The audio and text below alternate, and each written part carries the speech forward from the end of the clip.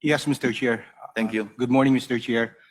Mr. Chair, I prepared a short presentation, so with the kind indulgence of the Honorable Committee, may I be permitted to deliver my presentation? Good morning, Mr. Chair. Good morning, honorable members of the committee, and to my fellow public servants. We are here to present the audit reforms we committed to implement. To briefly refresh the committee of the timeline, when the new leadership of the BIR and the DOF came in around mid-November, we were met with numerous complaints concerning letters of authority and the audits they triggered. Given the volume and seriousness of the concerns, the most prudent step at that time was to pause. Through RMC 107-2025, we suspended the issuance of LOAs, mission orders, and field audit activities. At the same time, we began the work of fixing the system. We created the Technical Working Group Review Committee on Assessment Integrity and Audit Reform to conduct a full review and to recommend a comprehensive reform strategy.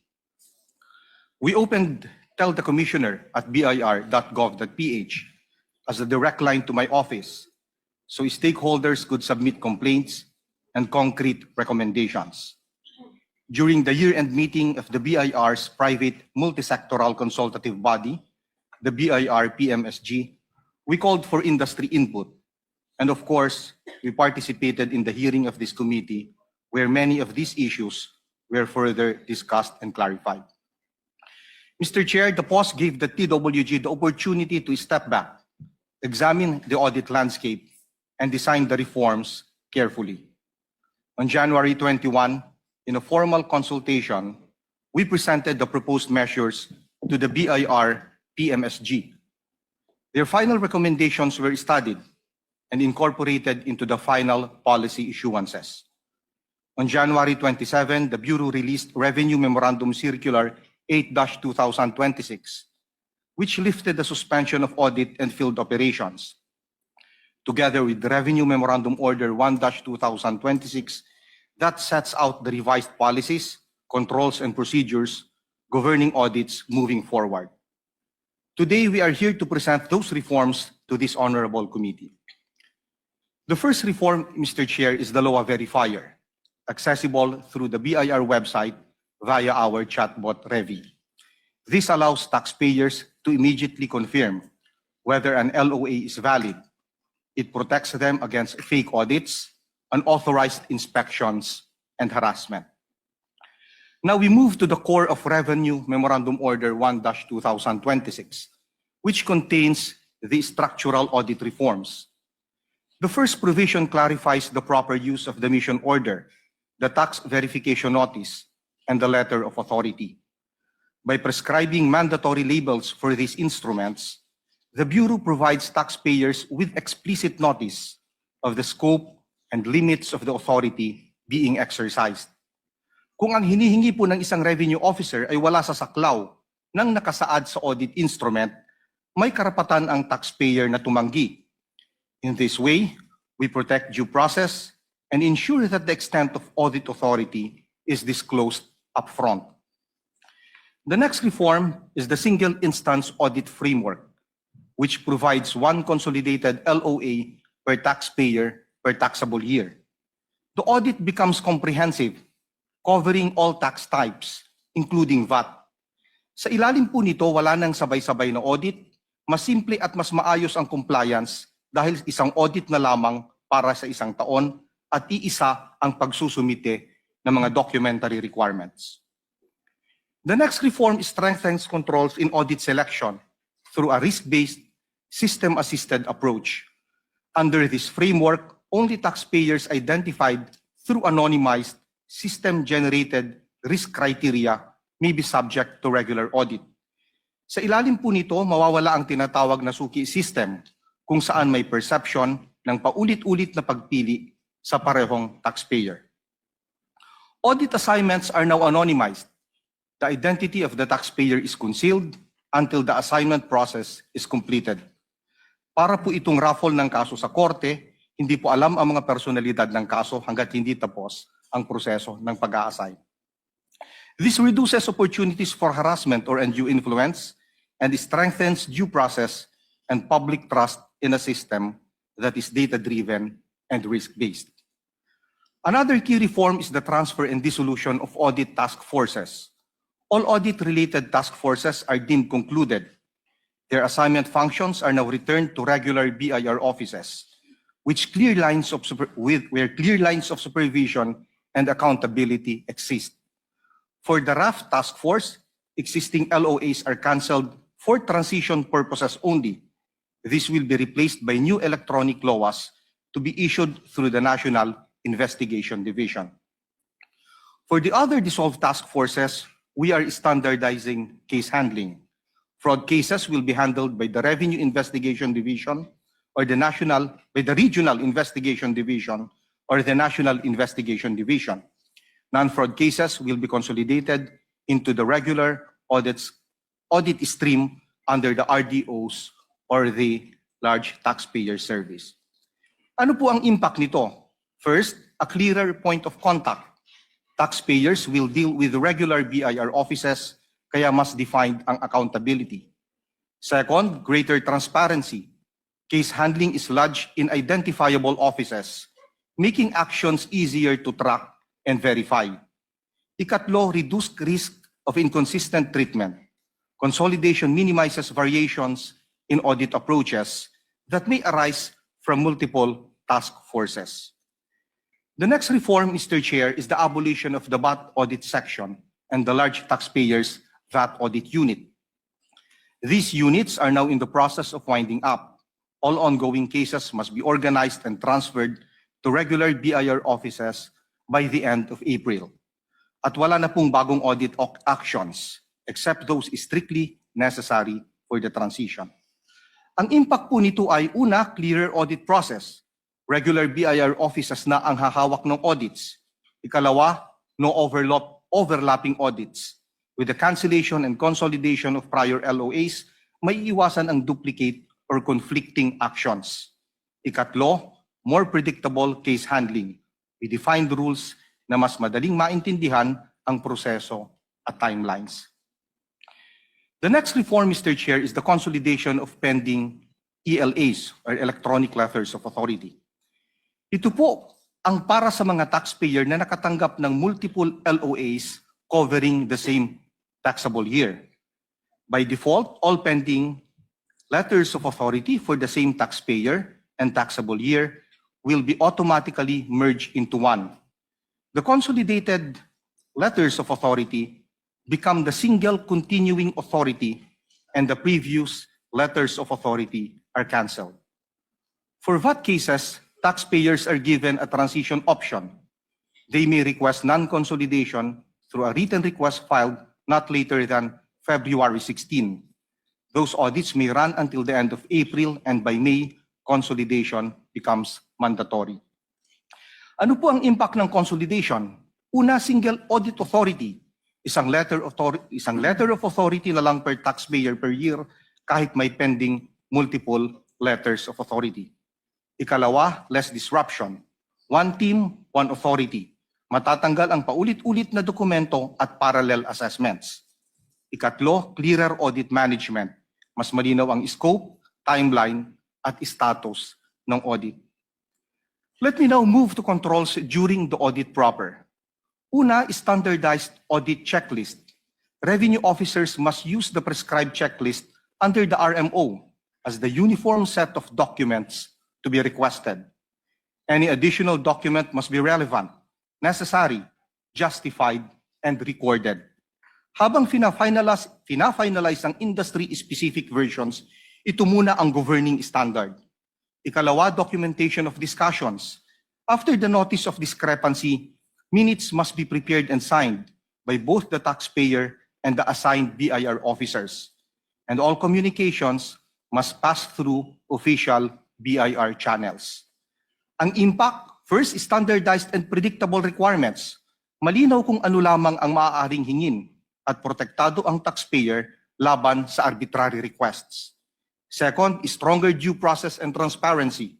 Documented ang exchanges, documented ang basihan, at hindi premature ang assessment. The next reforms on assessment rules and taxpayer safeguards. Una, malinaw ang status ng notice of discrepancy. It is not yet an assessment. Any assessment may arise only from issues that remain unresolved after the discussion process consistent with existing regulations. Ikalawa, handling of voluminous records. Taxpayers may submit documents physically to the BIR office, provide certified copies with originals required only for verification, or allow examination at their principal place of business. Ikatlo, due process protections. Revenue officers must not request irrelevant documents, must not go beyond authorized tax types or years, and must not exert undue pressure. All actions must be properly documented. Ano po ang impact nito? Mas malinaw at mas transparent ang assessments, recorded ang exchanges, at hindi maaaring madaliin o i-pressure ang taxpayer. At kasabay nito, reduced compliance burden with stronger safeguards, less disruption to business, with clearer limits on authority. On sanctions and accountability, any violation of audit rules, misuse of authority, or circumvention of safeguards will result in either administrative, civil, or criminal liability. Taxpayers may report complaints through our official channel at contact_us@bir.gov.ph. This reinforces the accountability of revenue officers. May malinaw na proseso at may malinaw na consequence kapag may paglihis. For revenue officers who violate the code of conduct, abuse their authority, or neglect their duties, accountability mechanisms will apply. At the same time, we are reinforcing the Revalida system, or the Audit the Auditor program, not only to address violations, but to serve as a continuing check on the quality, timeliness, and propriety of audit work. This strengthens audit discipline, tightens the review and approval of assessments, and ensures that standards are consistently met. Where irregularities are established, we will impose administrative sanctions and, when warranted, file the appropriate criminal cases. Finally, we want taxpayers to know that the Bureau is reachable. If there are concerns, complaints, or requests for verification, we encourage the public to use our official channels. For matters involving letters of authority, you may write directly to contact_us-loa@bir.gov.ph. You may also reach my office through telthecommissioner@bir.gov.ph. General concerns may be sent to contact us at bir.gov.ph, filed through the BIR e-complaint system, or courts through our website chatbot Revi. These platforms allow us to monitor issues, respond more quickly, and ensure that problems are acted upon. Honorable Chair, all of these audit reforms are part of our broader 5-point priority reform and legacy agenda, BIR DARES, which stand for digital and data transformation, audit reform and accountability, revenue collection and base protection, employee empowerment and welfare promotion, and service excellence and stakeholder engagement. Through DARES, we are contributing to the government's big, bold reforms to improve the ease of doing business and strengthen trust in government. And with these reforms, we assure the committee and the Filipino people the BIR audit system is being strengthened, standards are clear, and accountability is enforced. We also recognize that reform is not static. The resumption of audits under this framework is part of a phased and continuing process. As implementation proceeds, we will keep listening, monitor outcomes, and refine our measures where necessary. We welcome the continued guidance and support of this committee as we carry these reforms forward. Honorable Chair, this concludes our presentation. Maraming salamat po. Thank you very much, Commissioner Mendoza. Before I yield the floor to my colleagues, first, let me thank you personally for the reforms that you have instituted. But in fairness to the former BIR commissioners, one of whom is present here. No? I invited former Commissioner Kim Henares, but apparently she's not around. So we'd like to hear the comment of former Commissioner Lumagi. If you have some comments on the reforms being that were presented by the new commissioner. Good morning, Mr. Chair. Good morning to the members of the committee. Well, first, my only comments are that I think the reforms made are comprehensive enough and addresses a lot of issues that surround the or apparent abuse of LOAs. I also agree specifically with the abolition of the VAT audit units because last year I was also supposed to abolish the VAT audit section and VAT audit units for this year.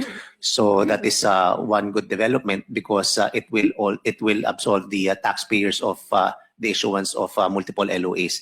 So that is really a necessary and a big help to all the taxpayers.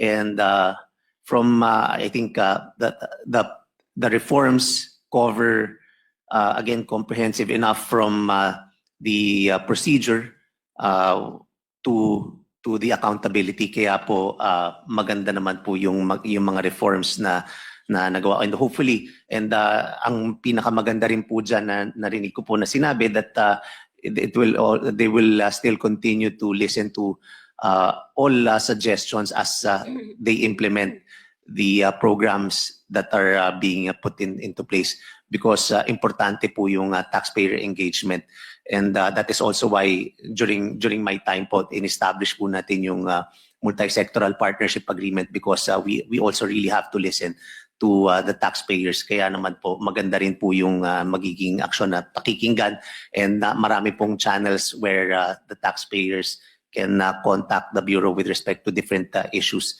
So yun lang po, maganda po yung reforms na nailatag po. Thank you. Thank you, Commissioner Lumagi. Ang isang talagang key para maiwasan yung corruption, di ba, transparency. And obviously, yun yung thrust ng inyong reforms because yun nga, yung taxpayer open sa public yung inyong website, no? Ang isang tanong ko, which I also asked yesterday, hindi ba nakalink ito sa egov.ph? Kasi yun ang alam ng mga kababayan natin, pag nagta-travel, doon agad pumupunta. Then from egov, hanap ka lang ng NGA, LGU, and so forth and so on. So I would suggest na instead of parang standalone yung inyong website, i-link nyo na rin doon sa egov, no? Yes, Mr. Commissioner. Yeah. Actually, nakalink na po, Mr. Chair. Nakalink na. Yeah. When did you do it? Kasi kahapon parang hindi pa. Link talaga. So pag nagpunta sa egov for other purposes, pwede ring magpunta sa BIR website. Yeah. Nakalink po sa website namin, Yeah, Mr. okay. Chair. So ang isa pang key yung of course minimize or eliminate human intervention, di ba? Kasi it seems that na papunta kayo sa digitalization. Ilan yung naiwan na may human intervention pa, may human contact? Ilang percent? As of now, Mr. Chair, the previously issued letters of authority that are still active at the time we suspended the audit is around 45,000 letters of authority. But these are subject to consolidation, Mr. Chair, unless the taxpayer requests otherwise. So sa ngayon, sa issuance at saka yung pagpirma sa LOAs, ilan na lang yung authorized? Ngayon po ang Kasi ang unang narinig ko, ikaw na lang authorized na mag-sign or mag-issue ng LOA? Yeah, hindi po. Ngayon po, under the new rules, the auditees, the taxpayers to be audited will have to be chosen by the system. So the core criteria for choosing the taxpayers to be audited are already embedded in the system. So ito pong system ang maglalabas ng mga taxpayers na i-audit. And then, i-approve po ng Commissioner of Internal Revenue. At kapag in-approve ko po, ay ibababa po ito sa mga revenue regions or sa large taxpayer service. Anonymous pa po at that point for assignment of the auditors and the group supervisors. And then iaakyat po uli sa amin so that we will anonymize, and then saka po ibababa uli sa revenue regions for issuance of the letters of authority by the regional director or by the large taxpayer service. So dalawa na lang po generally ang makakapirma sa letter of authority, yung large taxpayer service ang magkakandak or yung revenue region or yung regional director po. Or kung merong fraud, yung National Investigation Division or yung RID depending on the threshold. Kasi the first time I heard na only the commissioner is authorized to sign, sabi ko ma-overwhelm. Wala nang gagawin yung commissioner kundi magpirma. Imagine, 45,000 ba yan? Yun po ang currently Yun ang active bilang, di open ba? LAs So namin. nagulat ako when I heard from Senator Tulfo, sabi niya maganda yung reform kasi commissioner na lang magsasign. Ay, wala nang gagawin yung commissioner kundi mag-sign ng LOA. So that's good kasi parang bar exams, hindi nyo alam kung sino yung examiner, hindi rin alam kung sino yung kukuha ng bar exams, di ba? Parang coded, sabi mo nga anonymous.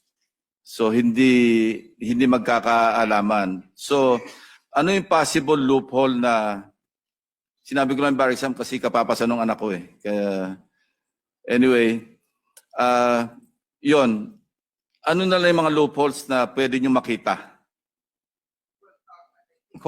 Yung procedures, yung reforms namin ngayon, Mr. Chair, ito po ay kinonsider namin extensively yung comments and suggestions ng various stakeholders. And this was subjected also to public consultation. As much as possible, we did our best to come up with a policy that will measure up to what the public hopes to expect from us, which is transparency and predictability and fairness. I think ang bigger challenge po dito is the actual implementation. And that is where the challenge is now. We have to make sure that all our revenue regions, our unit in the national office should be able to implement this consistently and according to the letter of the rules at wala pong unnecessary exercise of discretion. So ang tututukan po namin dito sa mga darating na araw ay ang actual implementation. We now yield the floor to first the Vice Chairman. And when I reclaim my time, ang tatanungin ko lang, ang focus ko lang doon sa audit process flow. No? Diyan ko gusto mag-focus, so kindly prepare for that. So Senator Irwin, you're recognized. Thank you, Mr. Chair. Mr. Commissioner, ang tanong ho natin, pakipaliwanag ho. So, yung LOA po will be generated, automatic po yun from the system. Tapos pipirmahan nyo na, aprobahan nyo, and then ibababa nyo po. So, actually, ang system na po ang mamimili because may nakita siya na may deficiency doon sa pagbabayad ng tax ng isang business. Is that correct? To my Tama po yun, Mr. understanding? Chair. Yung system na po ang pipili ng i-audit sapagkat may nakita siya doon sa mga records ng taxpayer na nasa system din po. Tapos aaprubahan ninyo kung and then ibababa sa regional office Ibababa ninyo? po muna para mag-assign ng examiners at ng group supervisor and then iaakyat po sa amin to de-anonymize and then saka po ibababa uli para sa issuance na pagpirma ng letter of authority either ng regional director or ng assistant commissioner.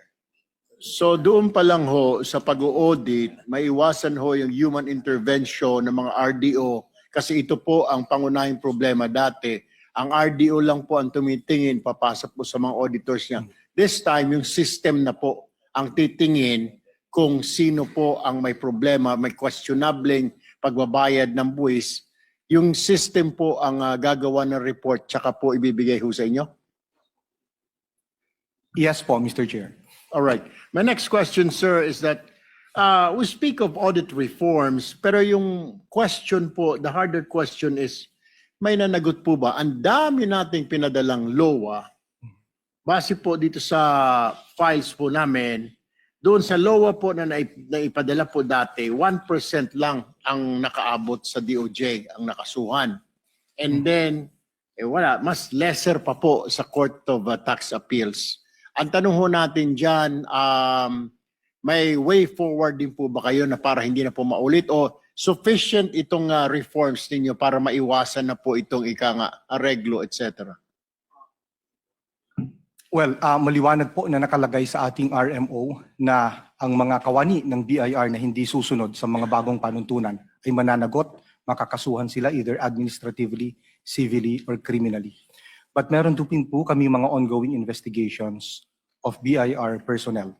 As of now ho, meron kaming 30 employees that are undergoing investigation.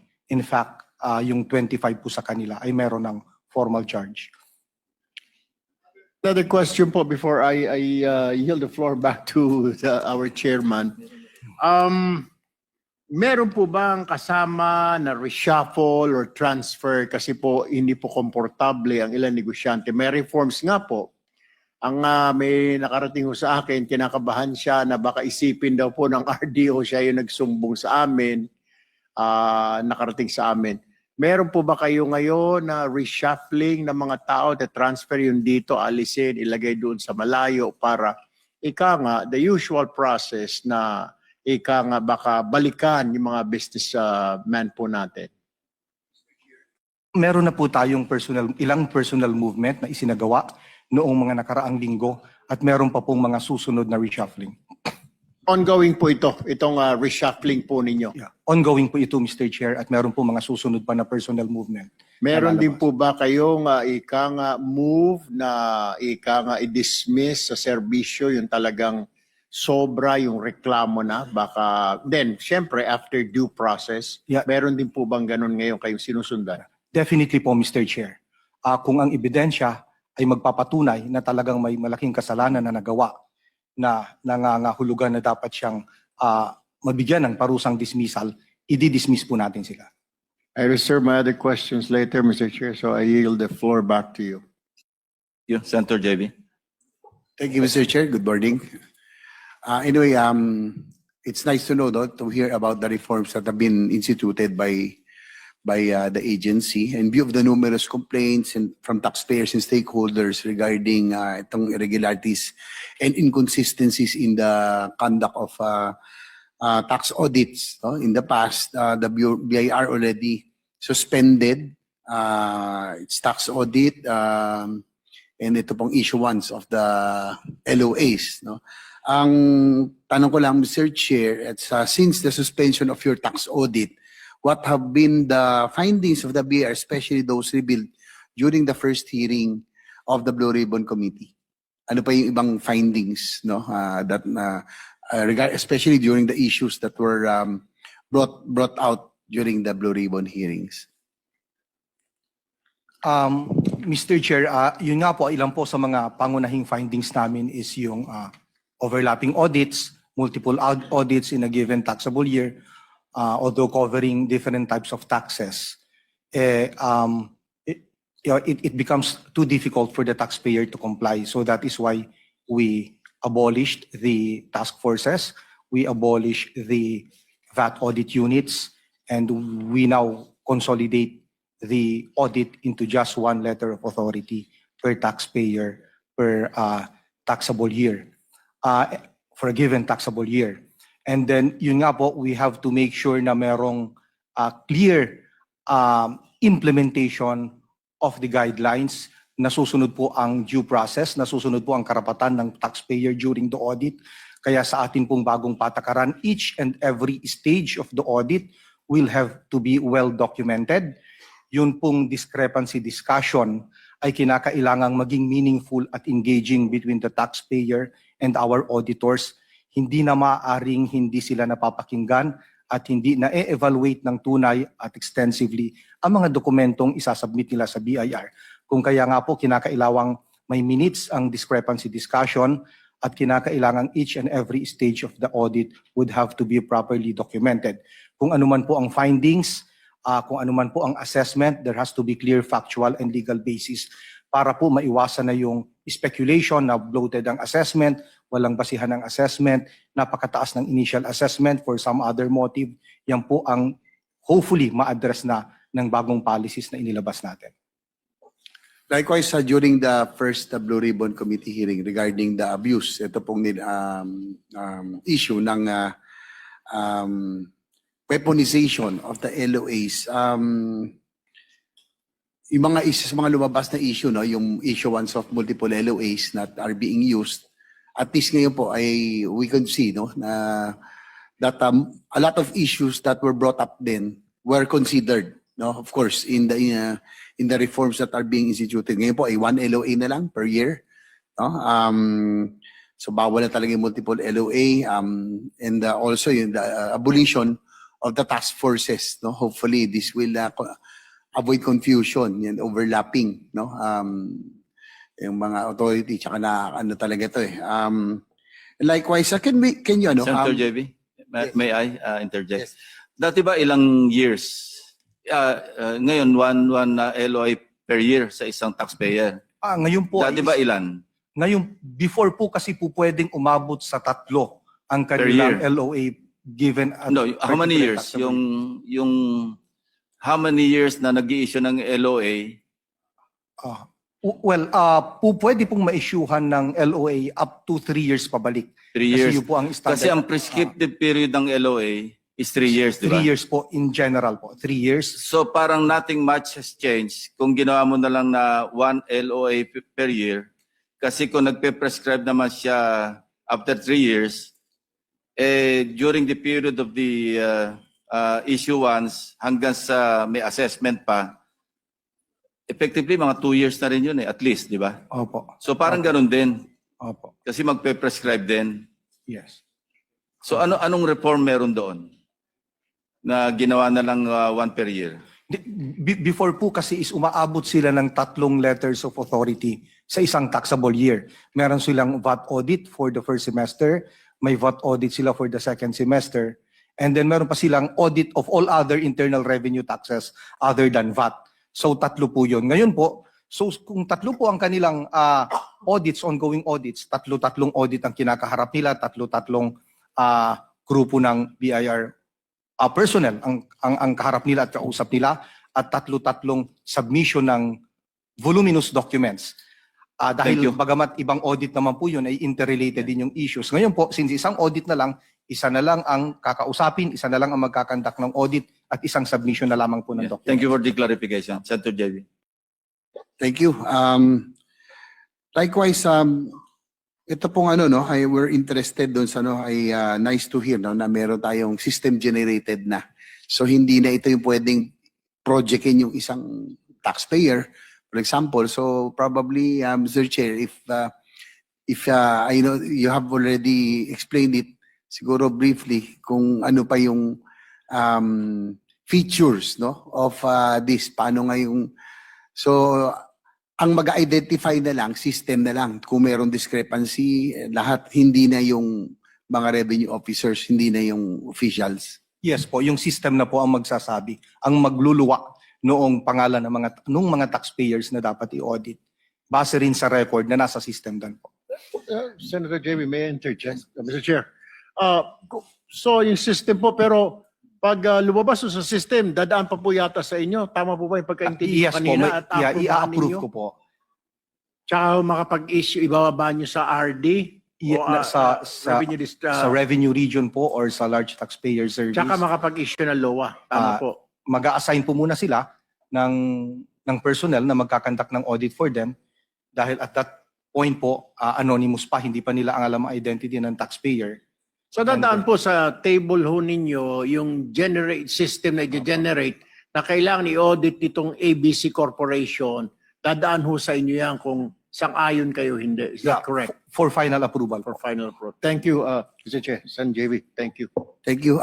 Siguro before we continue regarding this yung system, we're interested in that, no? At least malaman din ng tao na talagang this is the most important reform that has been instituted.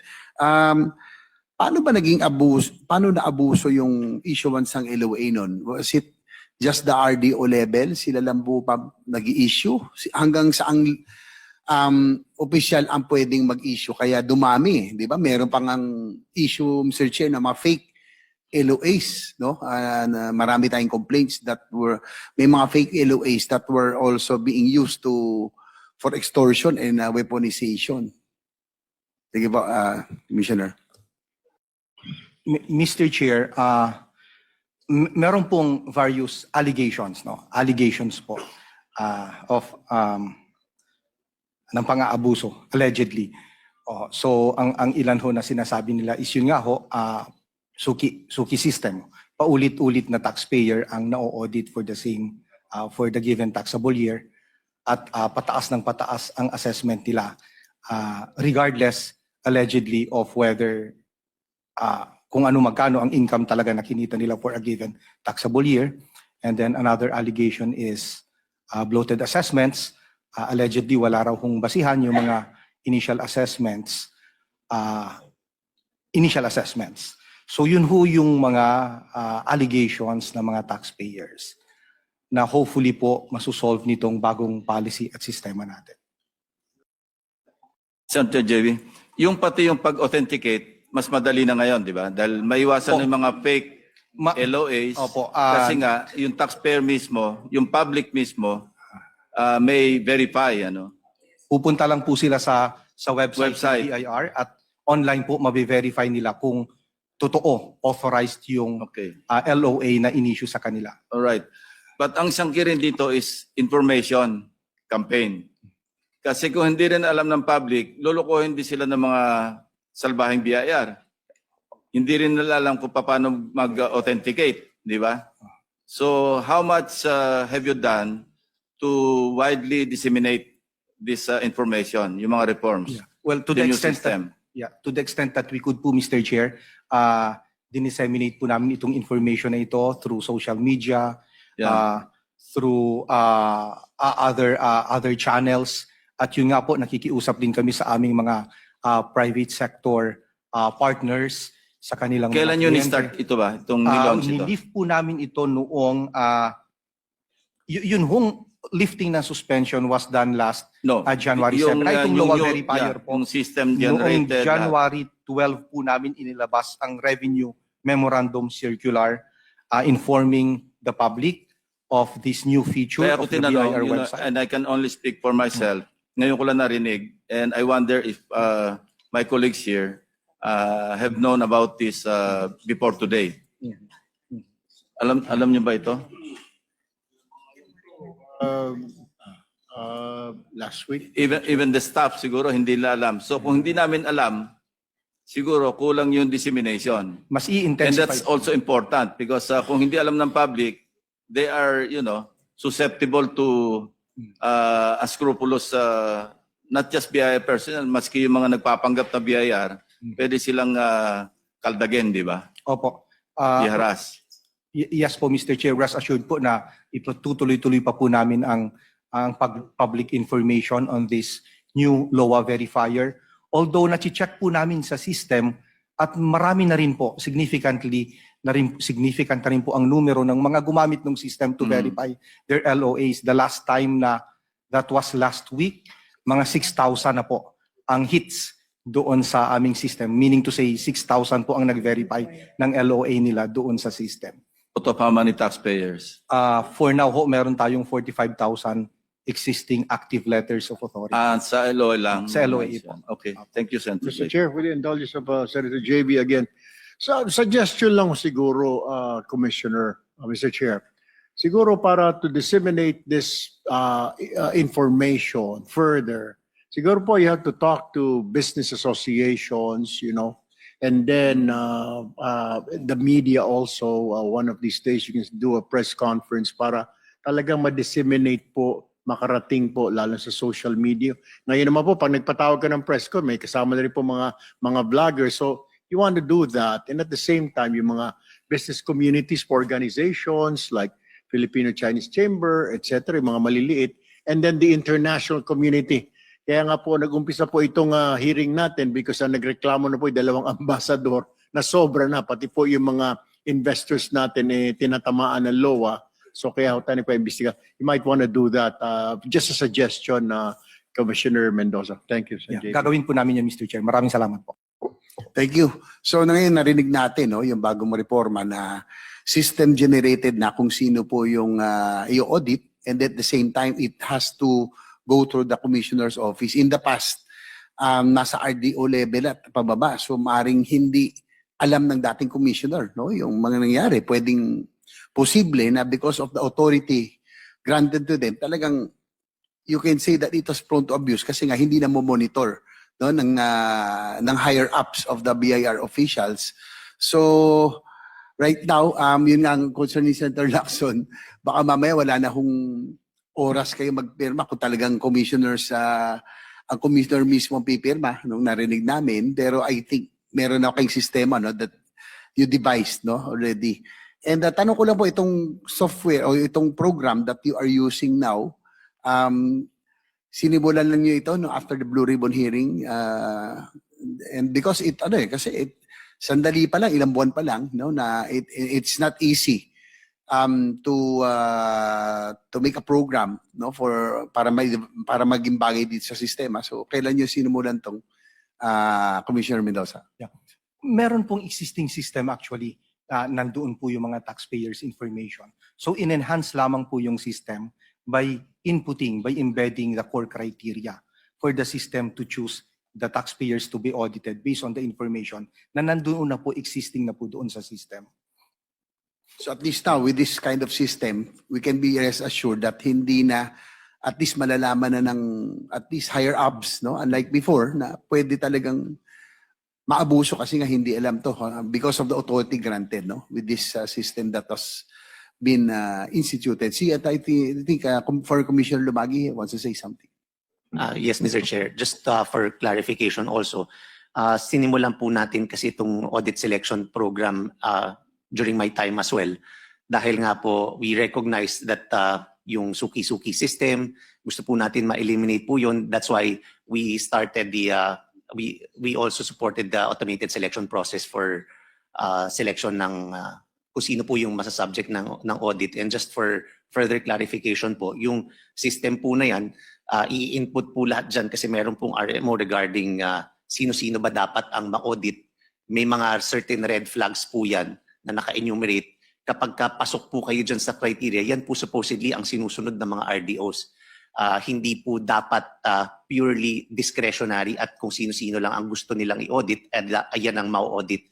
Meron pong issuance po yan na may mga criteria, tapos based sa submission ng financial statements during the year-end ng April, i-examine supposedly yan dapat para makita if may red flag ba talaga pasok doon sa inisyong issuance kung talaga bang dapat ma-audit itong mga taxpayers na to. So, kumbaga merong procedure po pero manual yung pagpili ng taxpayer kung sino yung ma-audit. And we recognized also na syempre baka yun nga po may abusong pwede mangyari dahil kunyari palalabasin na pasok siya doon sa criteria pero hindi naman. That's why we were gearing towards the automated selection process. So yung system po na yan, naka-feed po dyan yung RMO na criteria kung sino-sino ba dapat ang ma-audit.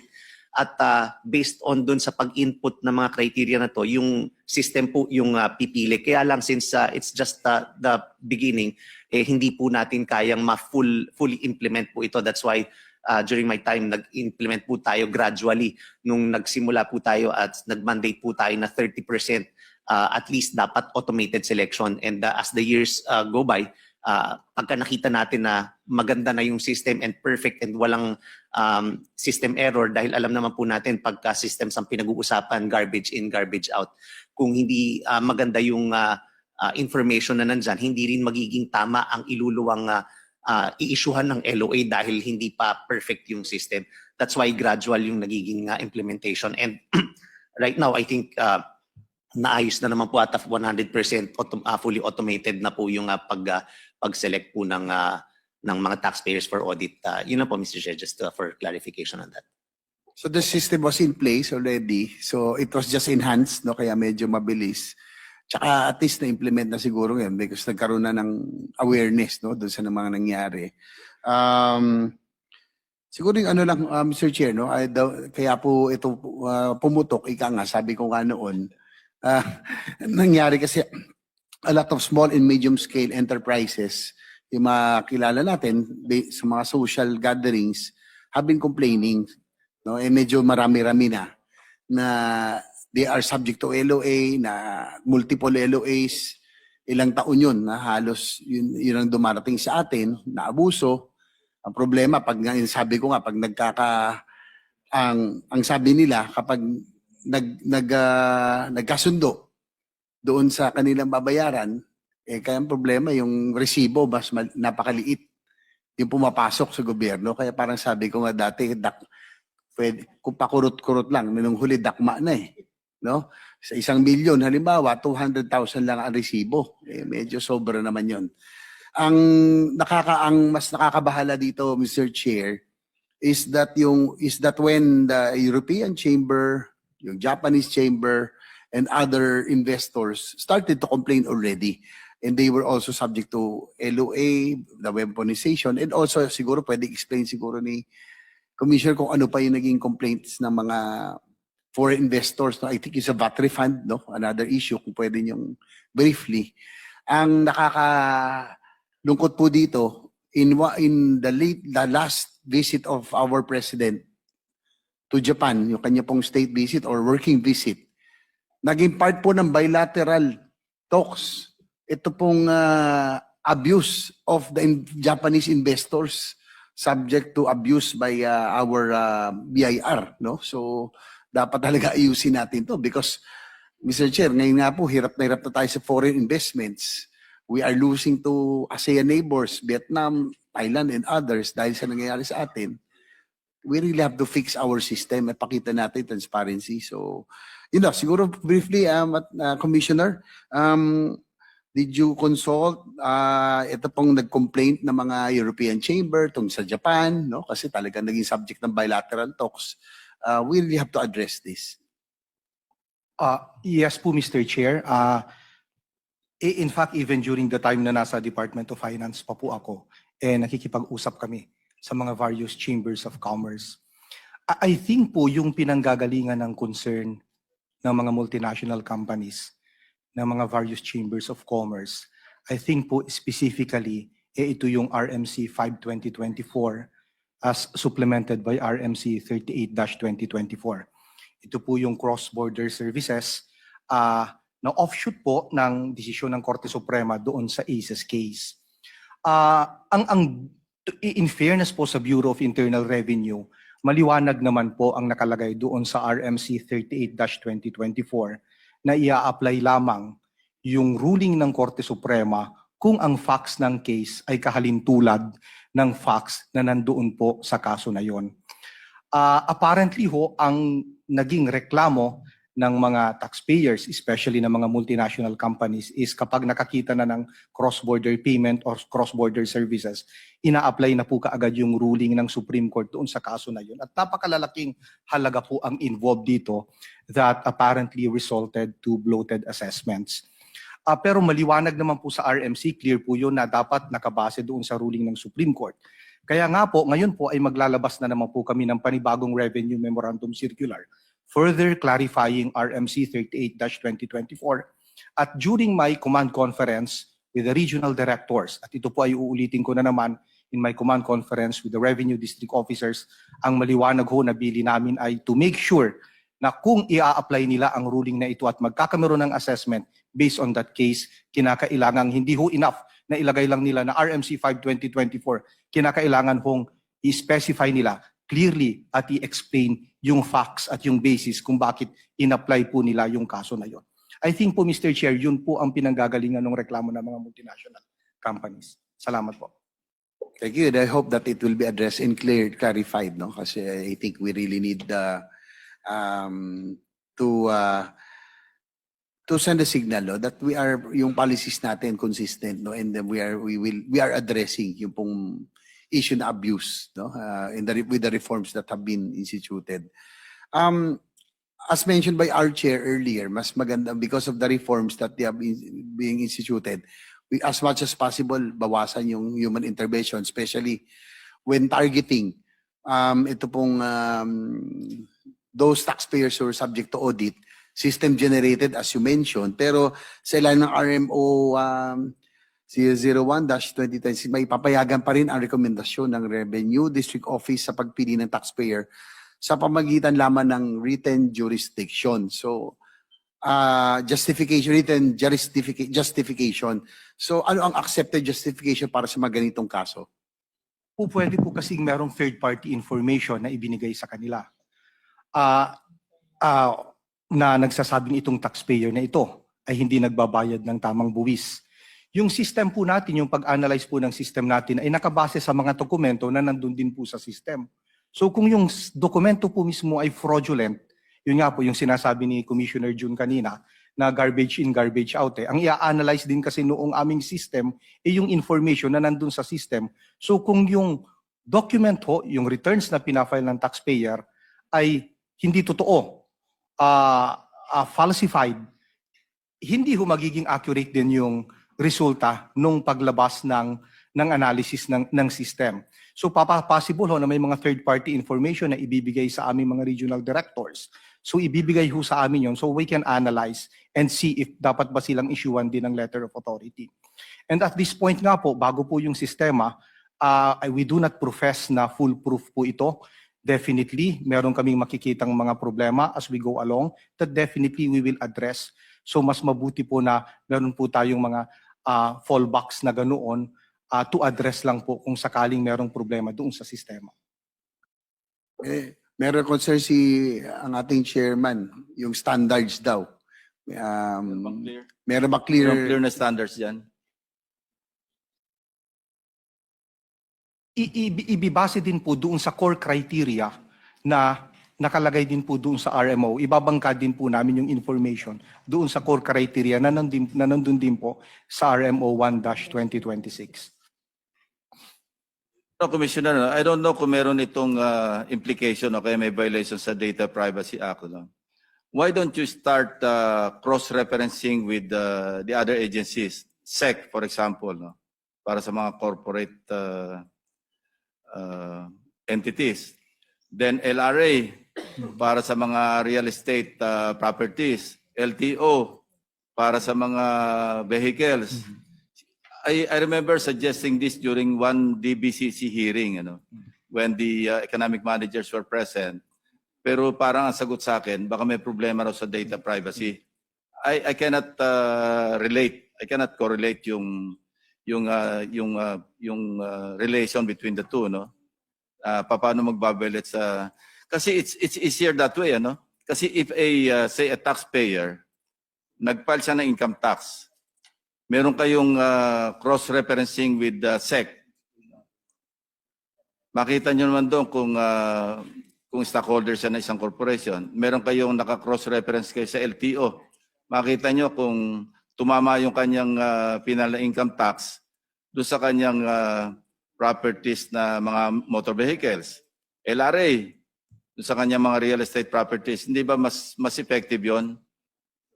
Anong nakita nyong legal problem o impediment in case you do that? Yeah, actually po, Mr. Ang dami Chair. nyo makokollect ng taxes. Yeah, that's true po, Mr. Chair. In fact ho, marami ho kaming data sharing agreement with various agencies. And these agencies include the SEC, Land Registration Yeah, Authority, LRA, and several LTO. other. Ang kailangan lang po talaga namin ay talagang ma-utilize ito ng mabuti, ma-maximize po yung third-party information coming from them. Pero meron na po kaming legal framework. Meron na Easily pong mag-triple existing yung data. collection nyo. Opo. Will you do that? Yes po. In fact ho, we have Para started... may hesitation doon sa bosses mo, Commissioner. Yeah, opo. In fact, we have started revisiting our existing data sharing agreements with various agencies at makikipag-usap din po ako sa kanila sa mga head po ng mga agencies na yun kung paano pa po namin ma-enhance at mapapabilis ang pag-request ng documents sa kanila. Pero insofar as the legal framework is concerned, nandun na po, meron po tayong existing data sharing agreements with various agencies. Yes, Mr. Chair, to continue, kanina nabanggit niyo po yung tungkol sa system, no? Can you enumerate, Commissioner, what are the criterias that are in the system that would trigger audit or issuance of LOA? Briefly lang po para at least for the information of all the taxpayers. Mr. Chair, for priority case, ito po yung mga criteria. Taxpayers with drastic decrease in reported sales or VAT payments, taxpayers with significant increase in exempt or zero-rated sales or revenues, discrepancy notices, taxpayers whose excess input tax carried forward in the VAT return of the succeeding quarter is different from the input tax reflected in the VAT return of the previous quarter, taxpayers whose VAT returns reflect substantial input taxes, such as when the total input taxes claimed exceed 75% of the total output tax, taxpayers with income tax due of less than 2% of gross sales or revenues, taxpayers filing percentage tax returns whose gross sales or receipts exceed the VAT threshold, taxpayers with substantial sales but reporting net loss, taxpayers who have been in operation for more than 5 years from inception and who have not yet been audited, taxpayers with increase in assets of more than 50% from the previous year but with reported net loss, taxpayers with claims for losses or damages due to natural calamities or those claiming inventory obsolescence, taxpayers deriving its revenue or income exclusively or substantially from its parent company or subsidiaries or affiliates, taxpayers claiming write-off of input tax as allowable deduction in its annual income tax returns, and taxpayers with share expenses and other interrelated charges being inputted by a parent company to its affiliates and likewise an affiliate to another affiliate in a conglomerate.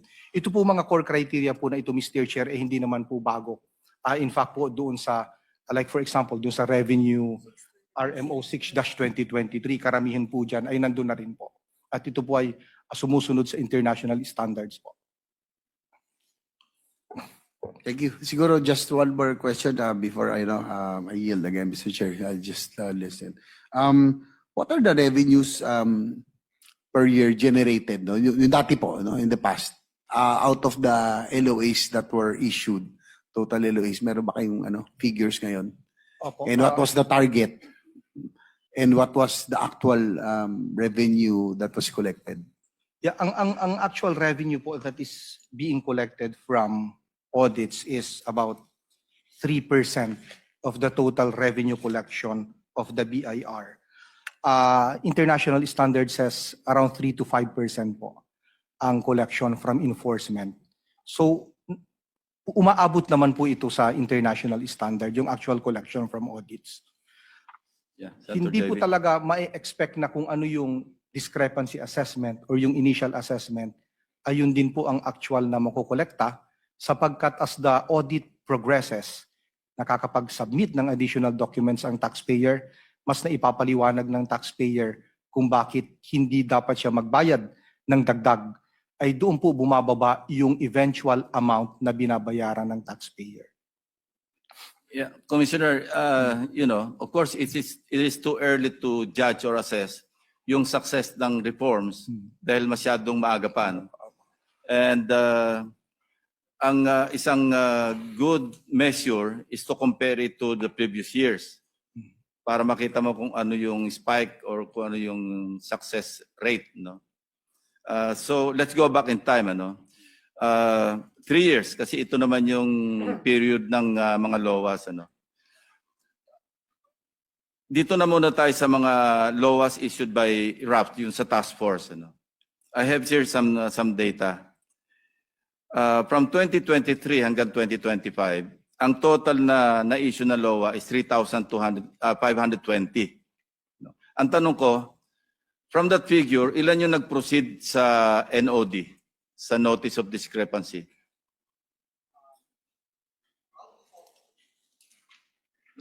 Mr. Chair, out of the total 3,520 LOAs, 3,004 po ang umabot sa NOD. So merong 516 na hindi nag-result sa Notice of Discrepancy. Meron po. Okay. Anong reason dyan? Pwede pong nung nagsabit po sila ng maaari pong nung nagsabit sila ng dokumento ay nakita po na wala naman talagang discrepancy or tama yung buwis na ibinayad nila kaya hindi na po umabot sa Notice of Discrepancy. Okay. Yun lamang po ang maaaring maging dahilan para hindi umabot sa NOD.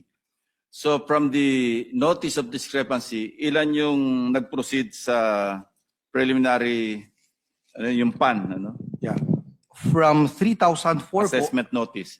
opo, from 3,004 po, ay 2,284 po ang umabot sa preliminary assessment notice. So merong 720 cases na hindi nakaabot sa PAN. Na hindi na po umabot sa PAN. Ano naman ang reason?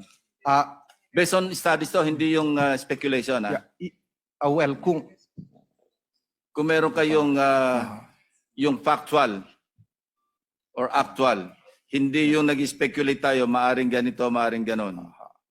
So, I can eto only from sa low pa lang, 516, of course, you explained earlier. Pero pababa ng pababa eh. From notice of discrepancy, papundat sa preliminary assessment notice, nalaglag pa ng 720. Okay, let me proceed further. Ano? From PAN, yung 2,284, papunta doon sa FAN at saka yung FLD. Yung final, 983. So nalaglagan pa tayo ng 1,301 cases na hindi nakaproceed sa FAN at saka FLD. Tapos from FAN, FLD, na 983 na nga lang, from an original figure of 3,520 to FDDA, final decision on disputed assessment.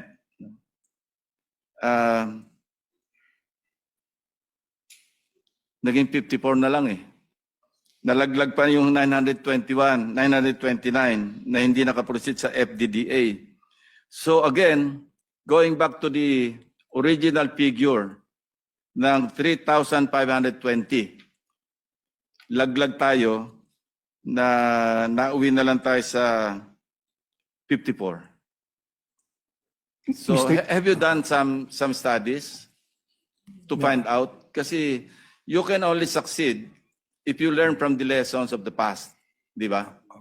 Para makorek mo yung mga deliberate man yan o inadvertent yung may mga omission na hindi sinasadya para lang mag-succeed kayo. Of course, there are reforms in place. Sabi nyo, system generated and hopefully mag-spike yung collection natin. But if you do not study, if you do not research properly kung ano yung cause or causes, kung bakit ganong kalaki yung drop from LOA hanggang sa FDDA, then I don't see how you can succeed. Mr. Chair, with respect to the factual circumstances po on this, may I request, Mr. Chair, that Mr. Attorney Rufino Cantaros be recognized? Okay, kung sino yung nakakaalam, sige nga. Bigyan nyo kami ng medyo kapanipaniwala. Good morning, Mr. Chair Sige, thank you. and honorable members of the Blue Ribbon Committee. I am Attorney Rufino Cantaros, Mr. Chair, and Task Force Coordinator of RAF. Unang-una, Mr. Chair, yung discrepancy po ng numbers ng different stages of the assessment. You proceed. Sasabihin ko yung implication nito pagdating sa pesos and centavos.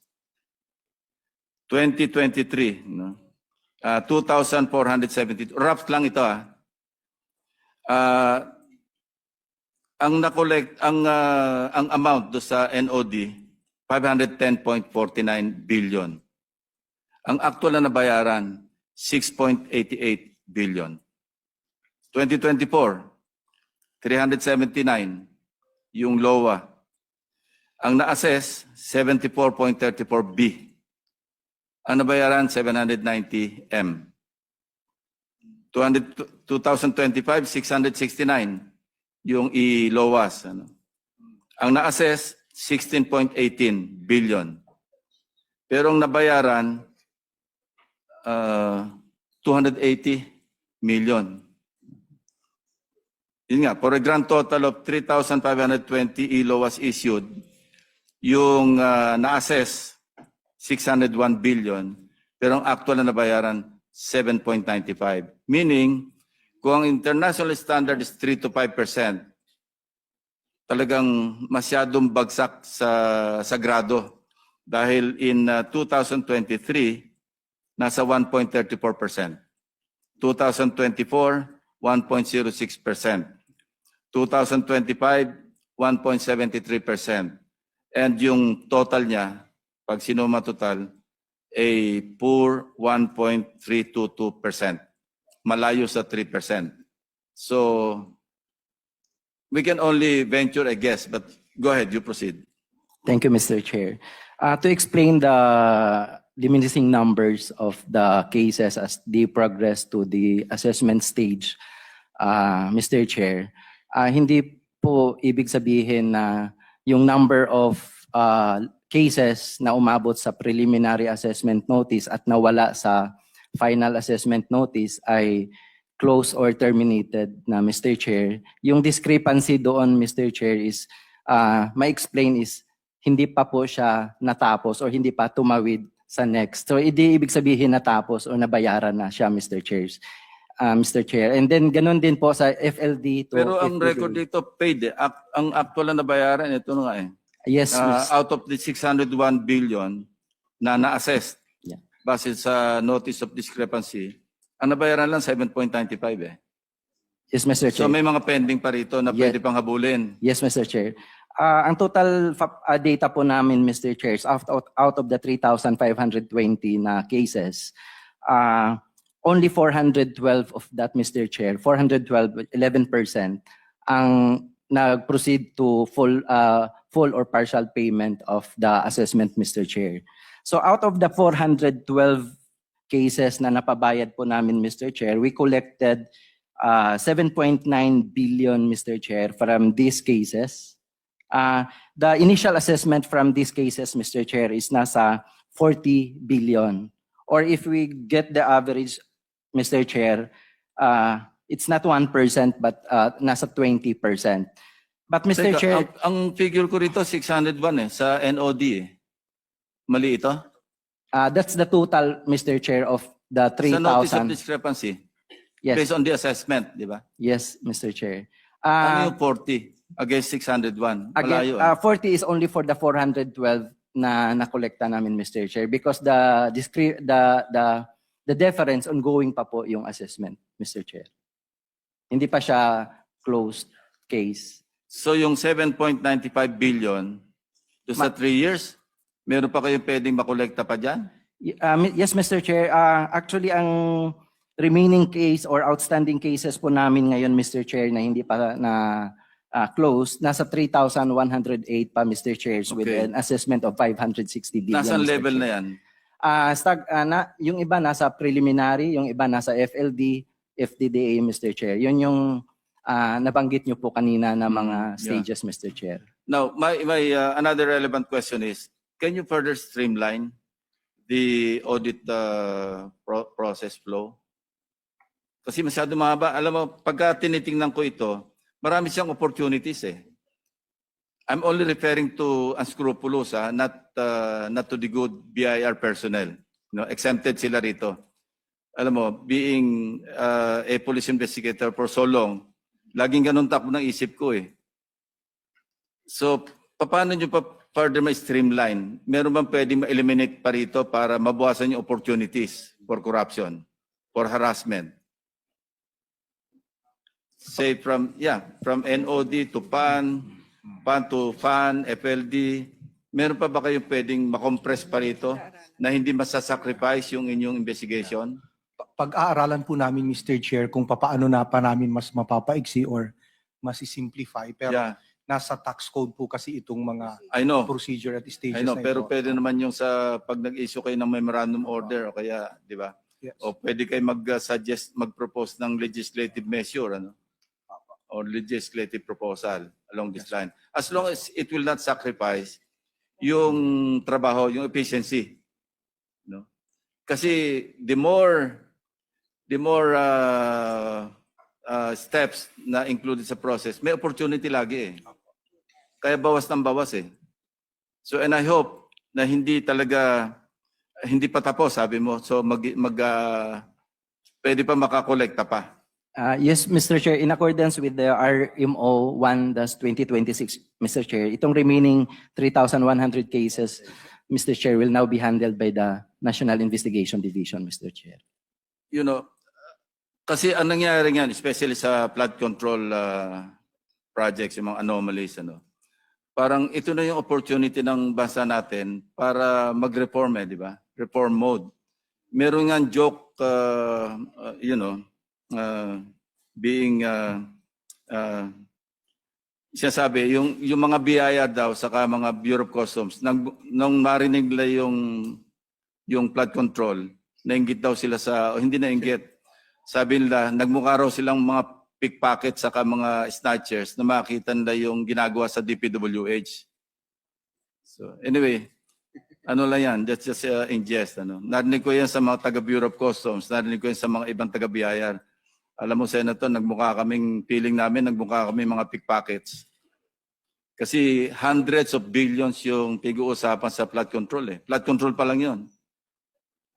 And I hope because of this, you know, of all these investigations, indictments, and all, sana maging mag-reform mode na tayo. No? And this is one good step, at least introduced by the new management, no?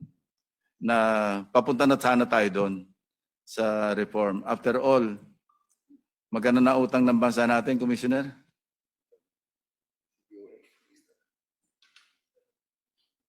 $17 trillion. And counting, di ba? Kayo rin nahihirapan pag-collecte. Kasi kailangan itaas yung target ninyo para magkaroon tayo, wag lumaki yung ating budget deficit. Every time magde-deliberate kami ng budget, yun din ang problema namin. And I heard from no less than Acting Executive Secretary Recto, sabi niya, wala tayong pera for this year. Parang short na agad tayo ng paano mag-implement ng mga projects kasi counted na or factored in na yung borrowings. Parang something like 200 billion yung kukulangin. And they're looking for solutions on how to address that. Actual to, hindi ito yung projected deficit. Sa 2026 budget na naipasa, short na sila do sa mga items sa appropriations ng at least 200 billion pesos. And I suggested a solution. Sabi ko, FLR ang katapat niyan. para mawala yung, para ma-menos yung 200 billion mahabol nyo, mag-FLR kayo. Especially those that are not agency-initiated projects. Yung mga na-insert lang sa House, sa Senate, sa BICAM. So yun lang ang pwedeng solusyon. Otherwise, short talaga tayo. Naka-input na dyan pati yung loans, yung borrowings natin for darating this year. Kulang pa rin tayo. And that's shocking. I think this is the first time that I heard na merong actual na, nandyan na yung GAA approved na, short pa rin tayo. So, food for thought na sana magsama-sama na lang tayo sa reform. Di ba? Nandyan na rin lang. No? And if you think of the consequences, lalo ngayon, ang laki ng kulungan do sa Payatas ba ito? Kung mag-iisip tayo ng konting kalokohan, isipin na lang, i-project na natin sarili natin na nandun tayo nakadilaw. Yun na lang isipin natin, siguro magre-reform tayo. Di ba, Commissioner? Opo, Mr. Chair. Yeah. Before you sleep at night, imagine na lang sarili natin na naka-yellow uniform at nandun at kasama yung kumakain ng ginisang munggo. No, kasi 100 pesos lang yung meal allowance. Yung mga ganun ba? Doon na lang tayo tumingin para kung meron tayong gagawin kalokohan, let's think not twice, not 3 times, but siguro 10 times. Makakatulong pa tayo sa bansa. Thank you, Senator Erwin. That's all for me, Mr. Chair. That's all, Mr. Chair. Likewise, siguro, I'll just add on what the Chair has mentioned. We need the BIR and the other revenue-generating agencies of government now. Dahil nga talagang medyo mabigat yung short, 200 billion right now. So, kaya nga po, now that you already, kaya nung natigil yung LOA at lahat, at ngayon, papayagan na. But with the reforms that you have instituted, we are expecting that this time around, we will have much bigger revenues to be collected, na sana naman, yung pumasok na may resibo na ngayon, talaga mas malaki na para we need the revenues badly, because of what was mentioned by our chair na talagang 200 billion kaagad yung shortfall this early. So we will need. So good luck with the reforms. Okay, actually I'm very satisfied at least po yun.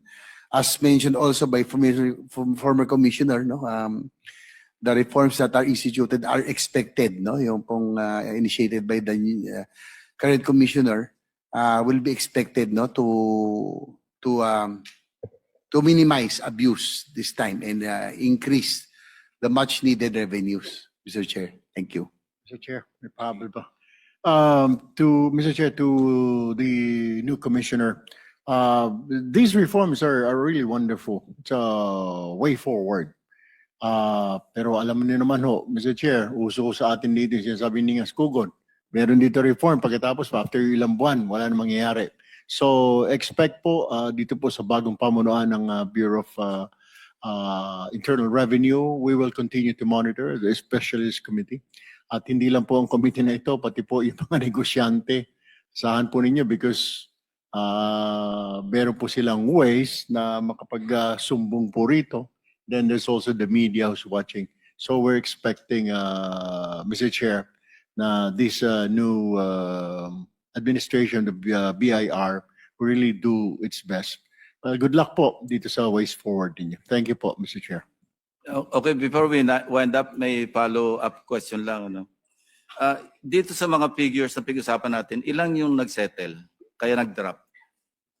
Mr. Chair, we have 412 cases. Out of the 412 cases, Mr. Chair, 58 cases dito po ay uncontested assessment. Ibig sabihin po, binayaran nila yung buong assessment. Yeah. And for the remaining 354 cases, Mr. Chair, which is 10% of the total cases we handled.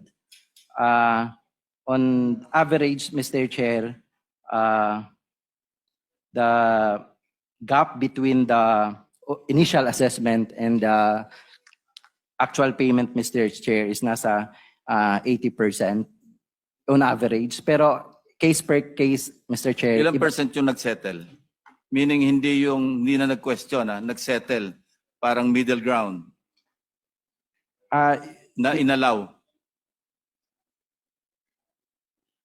Nangyayari na, di ba? Parang nakipag-usap, tapos, sige. 11%, Mr. Chair. Itong 11%. 412 is 11% of the 3,520 cases that we handled, Mr. Chair. Sino nag-approve ng pagka may settlement na ganyan? Mr. Chair, the adjustments of the initial assessment starts from the submission of documentary evidence by the taxpayers, Mr. Chair. So from the audit validation. We understand kasi maraming factors dito, yung pagsisettle. May mga political intervention. Naintindihan namin yan. Ang tagal na natin dito sa serbisyo para, hindi naman para kayo parang masyadong rigid na walang patawad at saka walang parang hindi pwedeng kausapin. No? And there are people na hindi nyo rin matanggihan, di ba? Mr. Chair, the process of the... Sino nag-approve niyan? Yung Well, finally, pagka halimbawa, inassess halimbawa ng 20 million o 10 million, gusto makipag-settle ng so much. Sinong final approving authority? O sige, pwede na yan. The process, Mr. Chair, is the submission of evidentiary documents, and then upon validation and review along the process, Mr. Chair, once the recommendation reach at my level, Mr. Chair, I discuss the findings of the audit conducted with our commissioner because this is So that's between you and the commissioner. yes, Walang ibang layer. You report directly to the commissioner. yes, Mr. Chair, on the recommendation of the Yeah, I know. Mr. Commissioner, meron bang insidente na nauwi sa zero pag may nakikiusap? Wala naman. Mr. Chair, wala naman po. In fact, makikita naman po natin na maganda yung collections from the Run After Fake Transactions program. Yeah. On the average, almost 20 million per per case ang nakolekta po natin compared with sa mga usual na regular LOA, ang average po niyan mga wala pang 1 million ang collection per LOA. Ito pong sa RAFTA, almost 20 million per LOA ang nakolekta po natin. Erwin. May question lang po ako both for former Commissioner Lumagi at Commissioner Mendoza. Noong panahon ho ninyo, I'm sure may mga businesses na, o ba't maliit ang binayad mo? Kasi boss, sasabihin niya doon sa auditor, palugi ho kami. Anong actions ang taken, ginagawa po ninyo pag sinabi niya, palugi po ako, as a matter of fact, magde-declare na po ako ng bankruptcy kasi ito na lang po talaga ang sales ko. What do you do with that? Tapos may utang siya na ganito kalaking taxes. Noong panahon ho ninyo, binibigyan niyo po ba ng chance, you listen, or hindi, bayaran mo talaga at wala kang sales? How do you deal with that? Yung nakikiusap na, lugi ho kami sir, ito talaga yung income lang namin, ito po yung mga receipts namin. What do you do with that? Well, Mr. Chair, definitely po pinapakinggan po natin yung mga sinasabi po ng mga taxpayers. In fact, meron po talaga mga ganyan.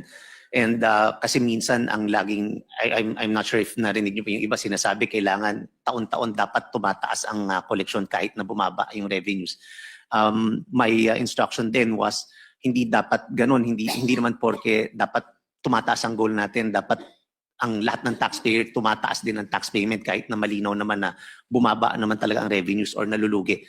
That's why the instruction then was we all listen to the taxpayers and make sure na pakinggan at kunin lahat ng mga documentations yan, especially if substantiated yung mga pagkalugi. Of course, ayaw naman natin patayin ng mga negosyo. Gusto po natin na mag-thrive ang mga negosyo dahil yan naman din po pagka natulungan natin ang mga negosyante, mas lalaki ang collection eventually kapag natulungan natin silang umusbong pa yung kanilang negosyo po. Thank you. I would like to ask, Mr. Chair, Commissioner Mendoza, ano po yung ways forward niyo? I'm sure sa mga darating po na buwan, may magsasabi na lugi po kami, Commissioner, baka pwedeng ganito lang, X amount, ito lang po talaga. Ito yung libro po namin, bulat-latin ho ninyo, makikita ho ninyo na we're losing. So how do you deal with that? Yeah, Mr. Chair, ang mandato po ng Bureau of Internal Revenue ay mangolekta ng buwis efficiently but fairly. Kung totoo naman po, base sa mga dokumento and tax returns na isinabmit or audited financial statements na isinabmit ng taxpayer na talaga naman pong lugi siya ngayong taon, kahit po kumita siya noong mga nakaraang taon at malaki ang binayaran niyang buwis, kung ngayong taon po ay lugi talaga yung negosyo at maliwanag naman po sa mga dokumento, ay yun lamang pong buwis na dapat bayaran kung meron man ang dapat niyang bayaran. Hindi ho policy ng Bureau of Internal Revenue na pigain ang mga negosyante at pagbayarin ng ganitong amount regardless of the actual circumstances of their business. Mas meron po siyang proof na we're losing business BIR, baka pwede ito lang pong babayaran namin. But the BIR still will determine kung magkano babayaran niya based on the losses niya. Tama po ba? Well, ang babayaran naman pong buwis ay nakatakda rin sa batas, yung tax rates po natin ay nakatakda sa batas. So at the end of the day ho, factual yung issue eh. Magkano ba talaga ang kinita mo or magkano ba talaga ang losses mo? Kung totoo po na may losses ka or kung totoo na ito lamang ang kinita mo, ang dapat mong bayarang buwis ay katumbas lamang ng buwis na dapat bayaran sa actual na kinita mo. Regardless kung nung mga nakaraang taon ay malaki ang kinita mo at malaki ang buwis na ibinayad mo. Thank you, Mr. Chair. That's all for me. Okay. JB. That's all, Mr. Chair. The reforms that were presented by the BIR now, at least kahit pa paano, we'd like to appreciate, we thank them also, as a result of our Blue Ribbon Committee, the first Blue Ribbon Committee hearing, nagkaroon na ng resulta. Hopefully, this will really improve. Thank you, Mr. Chair. Yeah, as a parting shot, gusto ko lang ulitin, reiterate yung sinabi ko kanina. Hindi natanong yung iba rito, pero ito yung aking message. Before you start thinking of doing something foolish, just imagine yourselves, or yourself, wearing the yellow uniform na may malaking PDL, person deprived of liberty.